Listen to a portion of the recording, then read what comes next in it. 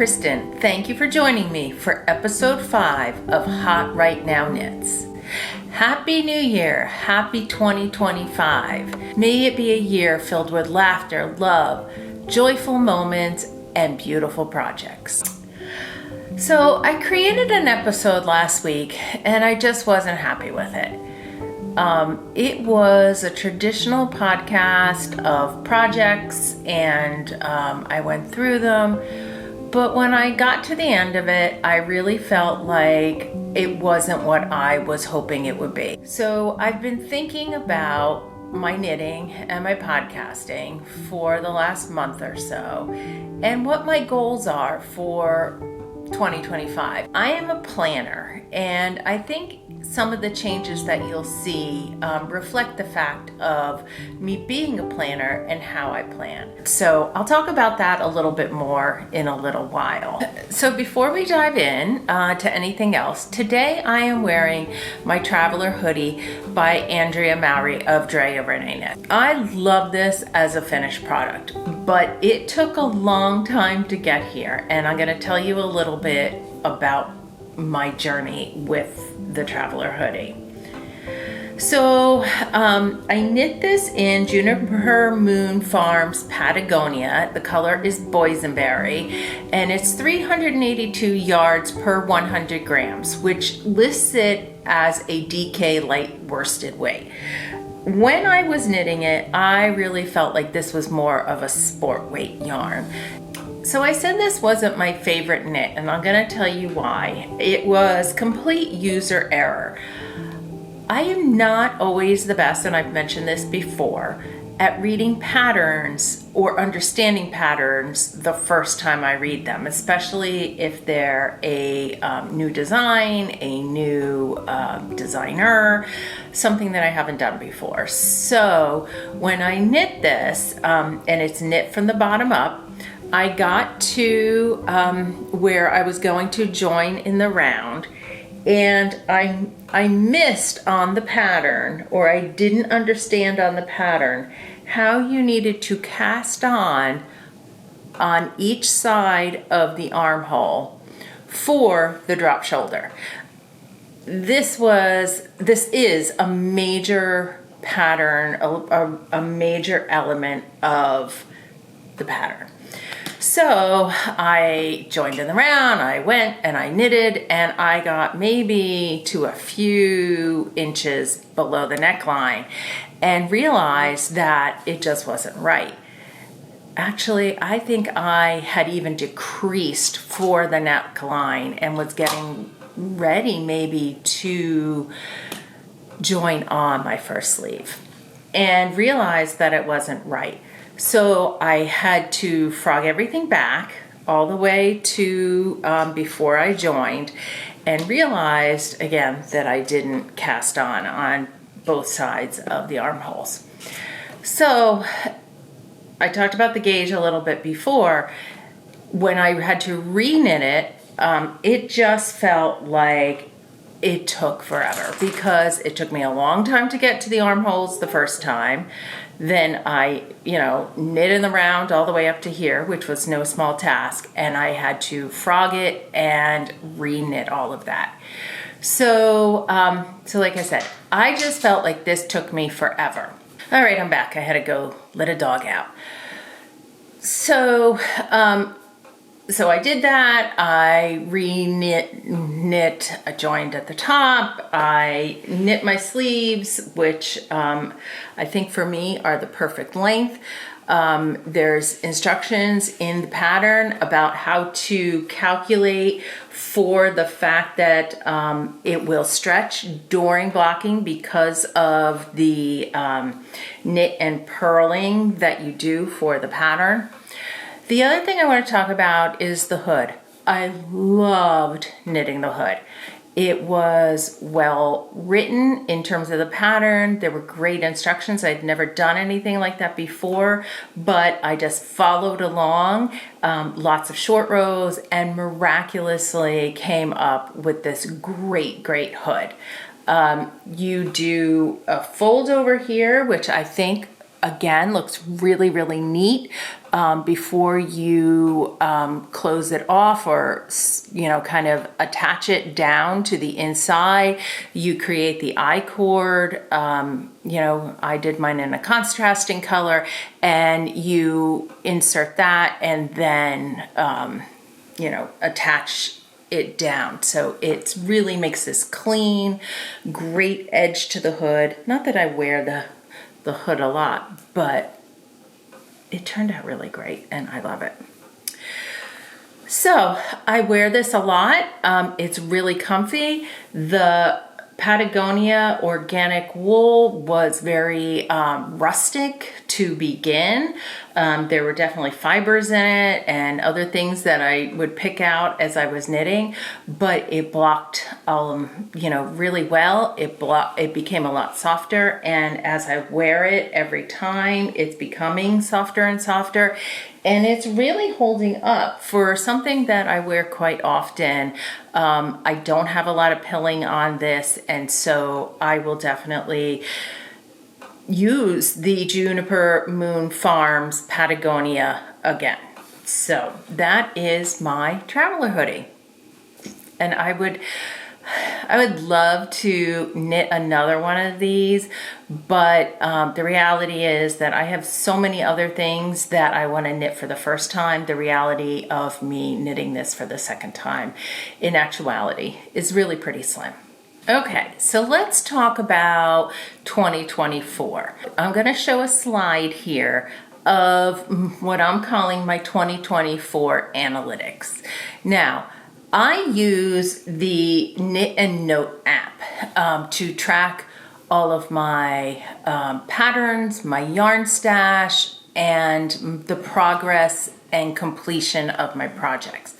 I use the free version of this app, and I have to say I really, really like it. I will do a review of the app and a tutorial very soon. I love this app, and I would recommend it to anyone.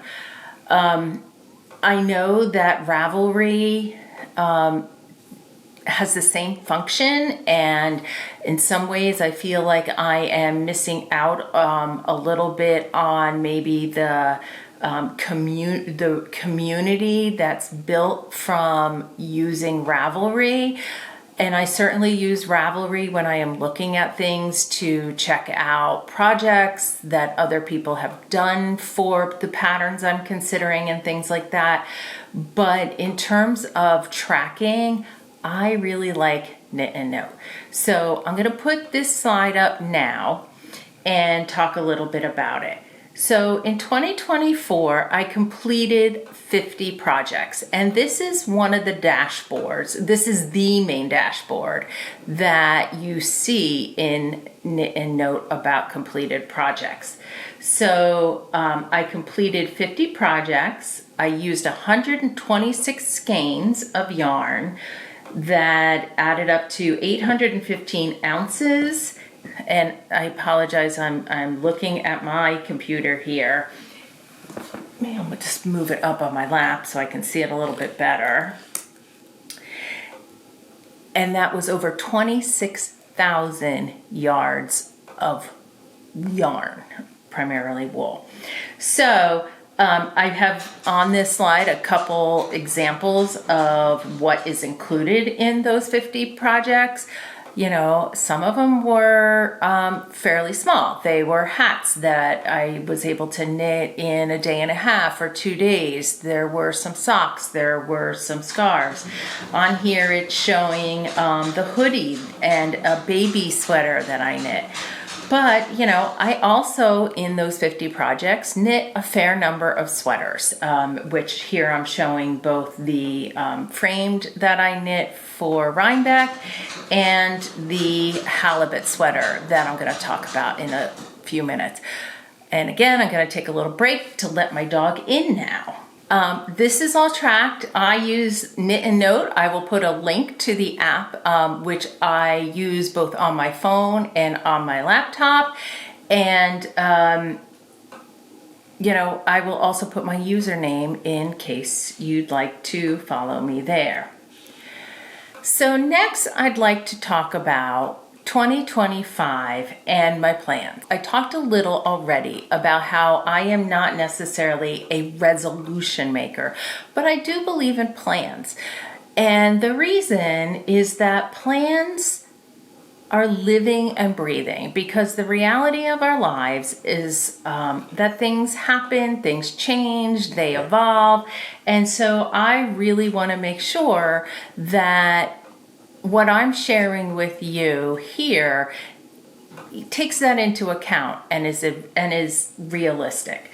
So the theme that I am going to kind of follow this year is try 25 in 2025. So that's the hashtag here. I saw this on Rachel is Knitting's podcast account. And so, I love the philosophy here, and I'm going to read it. I would love for 2025 to be a year of learning, growth, and trying new things.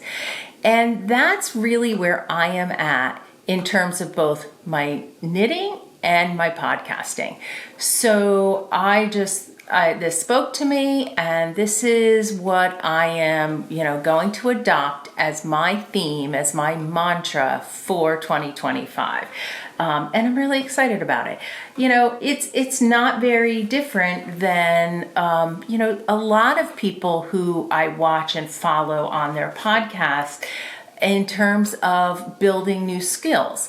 But what I like is that I'm going to count them, and I am going to start to, quantify and qualify some of those things, because that's who I am as a planner.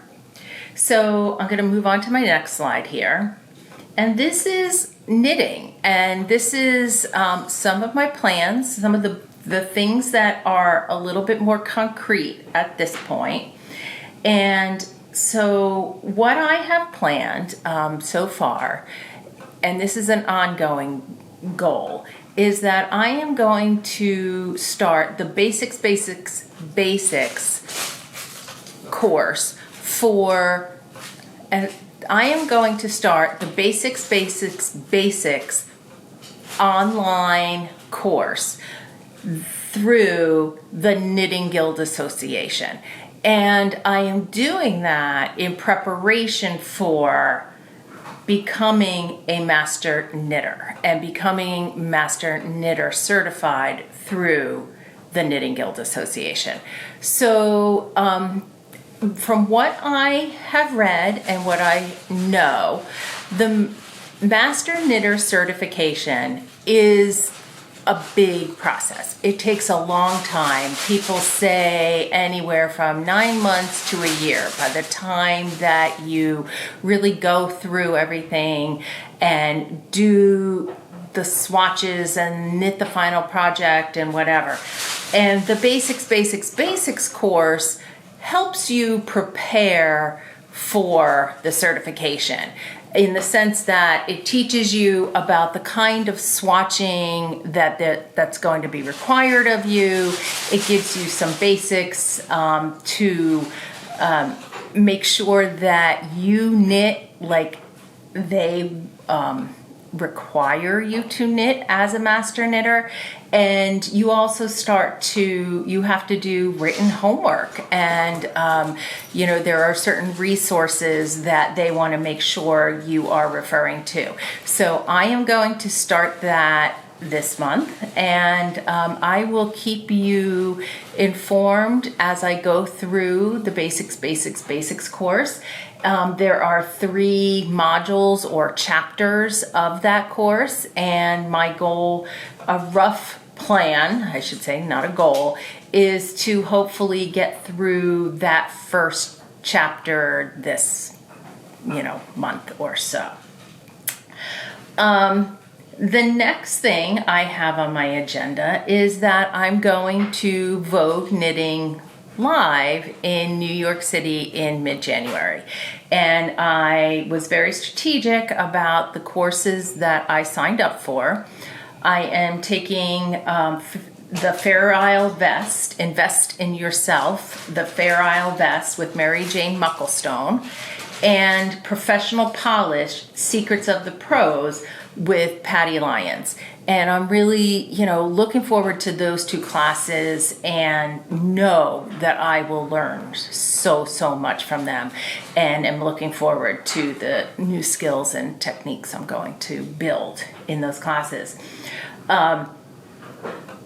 For Mary Jane's class, I've already started to prepare, and you pick out one of her vests that you intend to knit, and you come to that class with the yarn you have picked out, and you will knit a swatch in that class, and she will offer advice and insight into that right there on the spot.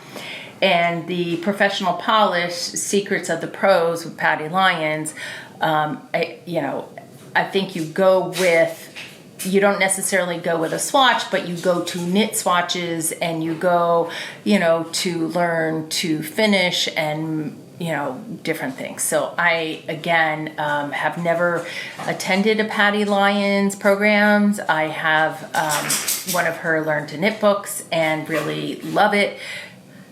Use that as a resource. So looking forward to both of those things. And then in February, I am actually attending the 2025 Affinity Retreat, which I think, again, is hosted by Patty Lyons. It's an annual retreat from what I am aware. It's actually this year being held in New York State, which is within a 2.5 hour drive from my home. So that worked out really, really well. I'm going with a friend. And I signed up for all the sessions, and this year the presenters will include Laura Nelkin, Zandy Peters, Natalie Warner of Natalie and Stitches, and the keynote speaker is Carson Demers. So I know that I will learn a lot from those things. Now, in terms of what I'm able to put on my list of what I've tried in 25, I have started the Hoodola by Laura Nelkin. This will be for my son. And what I have tried, my new technique that I used for this was Judy's Magic Cast On. I am making this for my son, and you can see right here down the middle is where I use the Magic Cast On. Basically, it's a technique where you cast on to both, I'm going to summarize this the best I can. I'm going to describe it in Kristin words. You cast on to both needles using the technique that they describe, and then you knit around kind of from the edge and back, and then you purl the reverse side and start going down, and it makes a great seamless. This is not going to have a, once it's blocked, this seam will disappear. It's pretty much disappearing right now. But that is, what I'm going to put a picture up of the Hoodola, but this is where I am so far. I'm just about ready to start decreasing the hood for where it comes down to the cowl part of it. So I'm knitting this in Cascades 220 Superwash Merino. It is really soft because it's their merino, Superwash Merino, and it is the color Gray Heather. So I'm really excited about this, and it's progressing really quickly, and he will have this before he goes back to school. Just as an interesting side note, we live in Central New Jersey, and he goes to school in Scranton, Scranton University, and I have a brother who lives in really close to Glacier Park, Montana, and when we check the weather across the country, quite often in the winter, the coldest temperature reading is at Scranton versus which we just kind of expected, Glacier Park, Montana. But so he's going back with a new hood to hopefully keep him warm. So the next thing I'm going to talk about is podcasting and my Try 25 in 2025. I'm going to continue to feature my Hot Right Now knits on the podcast. That is the kind of genesis of the podcast, where it all started, and I think that there's a lot to learn. The next thing is that I plan to be more purposeful in developing content that's either related to new knitting skills or techniques that I've learned. I want to start to feature more content from the events and retreats and other things that I'm attending, and so I can share those experiences with you, and you can decide if maybe you would like to do more of those things as well. And then lastly, I hope to create and work on podcasts on a more regular basis to, again, improve my podcasting skills and comfort in front of the camera.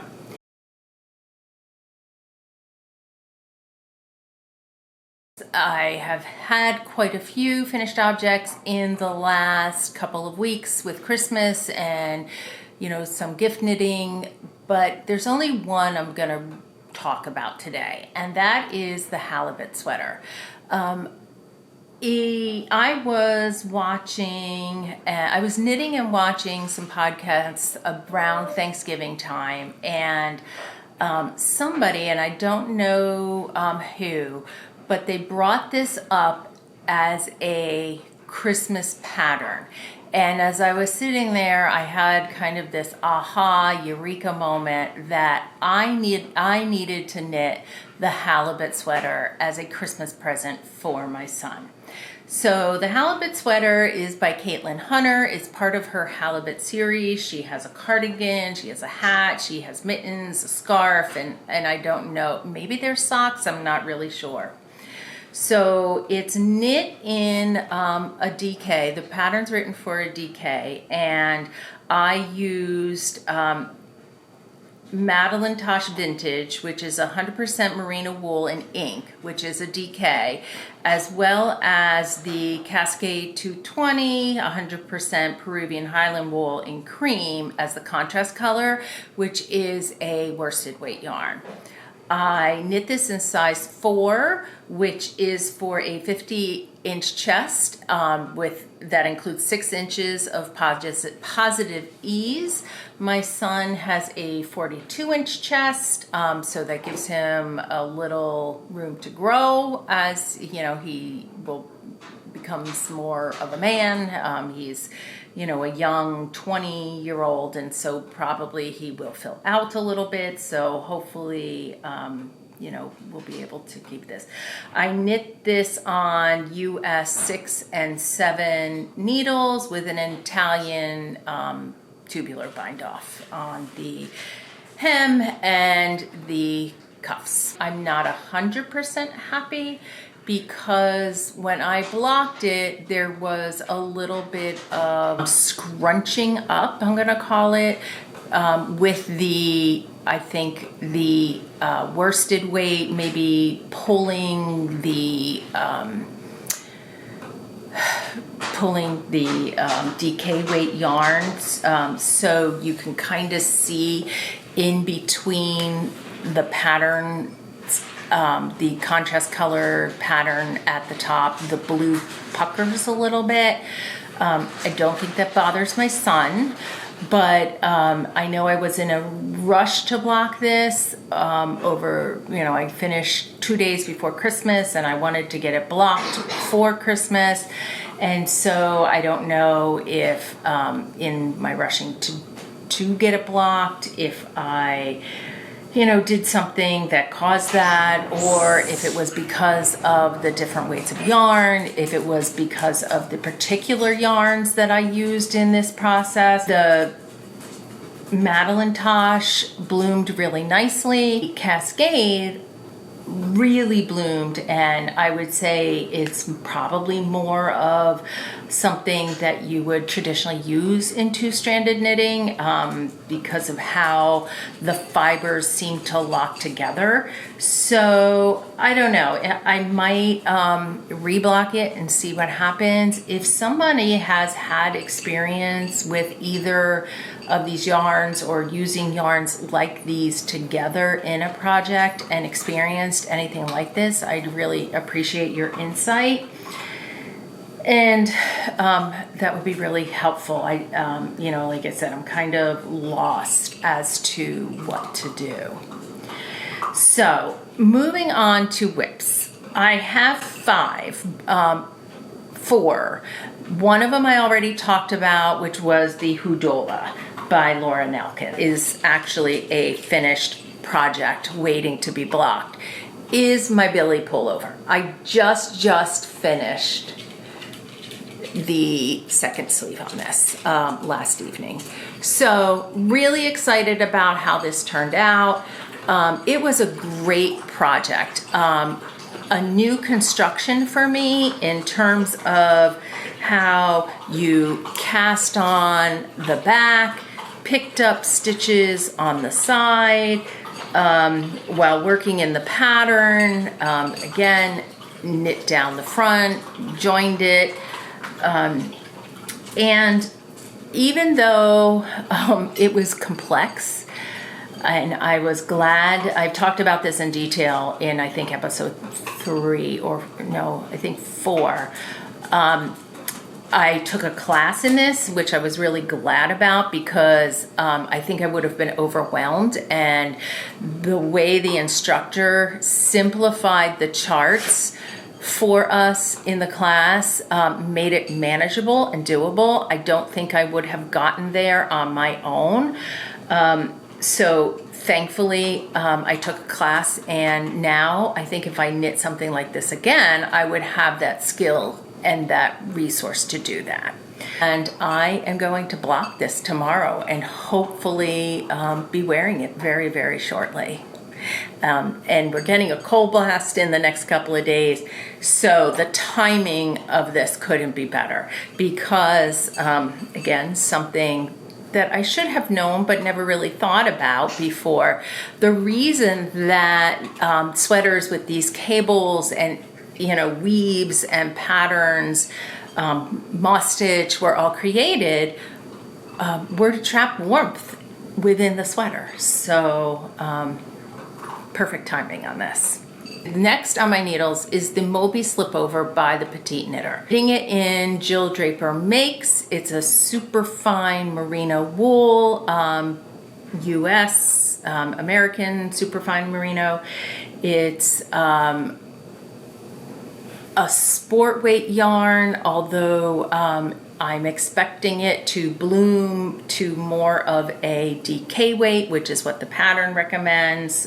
There's an interesting technique in the neck here with some slip stitches in 3 rows along the middle, so that when you fold it over, there's a really nice crease. And there is a new technique for attaching the neckline to the inside, which I have never done before, that I am looking forward to learning. After that, I will cast on for the sleeve edges, do those, and then knit in the round until I get to the point where the body is long enough. It's got a really interesting crisscross pattern on this, and then some cables at the side, and they're showing up really nicely in the Jill Draper Makes yarn. You can see that pretty well there. So again, looking forward to that too. The next 2 whips are the Popple Bandana by, this is a free pattern from the Lamb and Kid that I have been working on for a couple of months now. This is my travel project. Loving this. It's a great knit so far, and I'm really looking forward to getting this done. My last whip to talk about today is the Teddy Vest by Sari Norlund. It is a boucle vest. I'll show a picture here. That was my Christmas Day cast on. It is turning out amazing. The fabric is dense and squishy, and for a vest will be really, really warm. I'm knitting this in drops, alpaca boucle held double. And then when it's done, it gets a I-cord edging all the way around, and I have this really nice blue sky fibers, wool stock worsted. It's in the color driftwood, and that's how it gets finished. It's a really nice pattern, easy to follow. It knits up fairly quickly because you're using the boucle double, but the boucle is fiddly to knit with. You gotta be careful about catching the little loops sometimes, and it does hurt my hand a little to knit. So it's not necessarily the most enjoyable project, although I'm loving the product and the fabric that it's producing. Let's talk about some things I have planned. So the first thing, or my next project that I plan to cast on, called the baseball cardigan, and this is a Debbie Bliss pattern. This is going to be a gift knit for a grandson of one of my friends, a new grandson, her first. And then I got really cute sport buttons to put on this. I'm kind of doing it as more of a varsity jacket than a baseball jacket, and I'm going to knit it in New York Giant colors. So I'm looking forward to that. And then lastly, or next after that, getting back to Hot Right Now Knits, my next sweater, which I had hoped to knit for myself for Christmas, sweater will be the Field Sweater by Camilla Vad. It's got about 2,400 projects, or over 2,400 projects knit on Ravelry. It was released in July 2023 and still continues to be a really popular pattern. The other thing I'm really thinking about, in my thoughts for a long time, not necessarily gone beyond that yet, is a scrappy blanket. It's the Crazy Sock Ladies pattern. I forget the name of it, but I, plan to knit that in DK weight yarn. I hope you enjoyed this episode of Hot Right Now Knits. If you like this podcast, please subscribe, give me a thumbs up, and, write some comments. That all helps me get found. Also, let me know what you liked and didn't like about this episode, or if you have something in particular that you'd like to see. Until I see you again, have a great day full of joy and making. Thank you for watching. Bye-bye.